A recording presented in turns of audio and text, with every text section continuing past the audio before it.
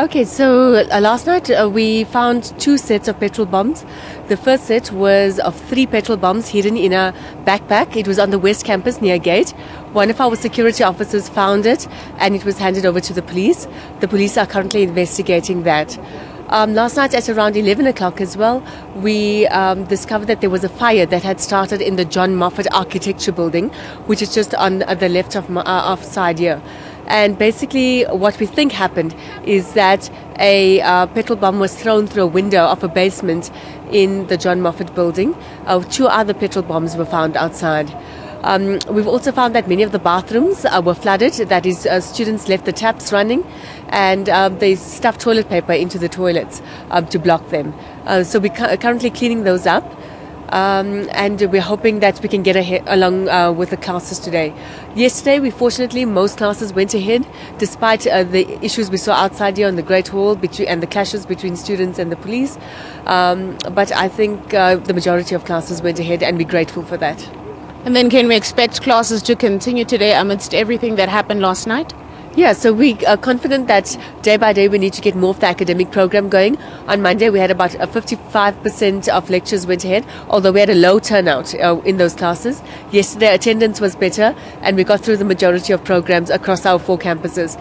We're hoping that today we can basically get classes on track and people into class.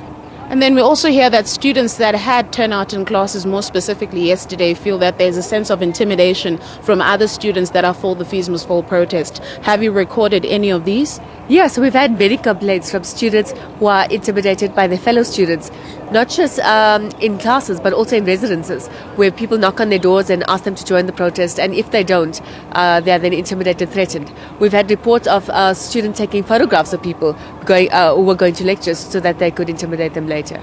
So I think there are many things, complaints that we've had from students, from staff members. We've had staff members who refuse to teach because of the security and the police around.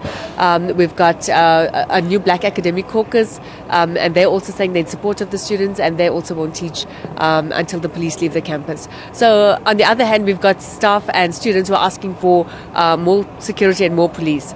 So I think it's trying to find the balance there, making sure that people get to class, that exams are written, that we can still save the 2016 academic year.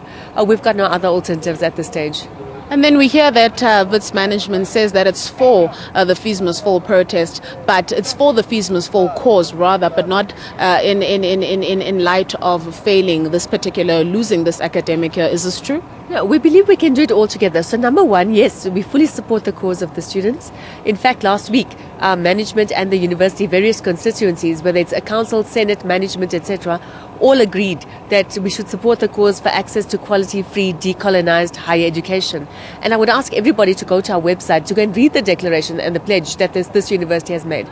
No other university in this country has done that. And we believe in the cause, but we also believe that we need to save the academic year. We also we condemn all forms of violence, whether it's the police, the students, or the private security. So we won't be party to any acts which involve violence or intimidation. And then has there been a stat recording the amount of damages that have been recorded thus far? Because we know that last time Adam Habib mentioned that it was 600 million. Has there been any follow-up maybe? No, so it definitely wasn't 600 million. So I don't know where that stats come from. He could have been talking for the whole sector. But at Wits University, our damages, we know the Great Hall has been damaged, the doors and the windows there. We had many windows shattered yesterday. The Wharton Weiler Library behind you, the John Moffat building, which is the architecture building, has been damaged. The Matrix Student Centre has had doors and windows damaged. And then we'll also have to assess the damage that happened overnight. So last year, we know that damages amounted to about R1 million, especially with the burning of a lecture theatre, which was in the Umtambo building just behind you there. So it's costing the university money. The private security is costing the university money. All of these funds could have been channeled towards student fees, towards bursaries. And I think students must just look at that. Another major implication is if we close this year, students are at risk of losing their financial aid, their scholarships and their bursaries. And over 2/3 of our students are on financial aid, scholarships and bursaries.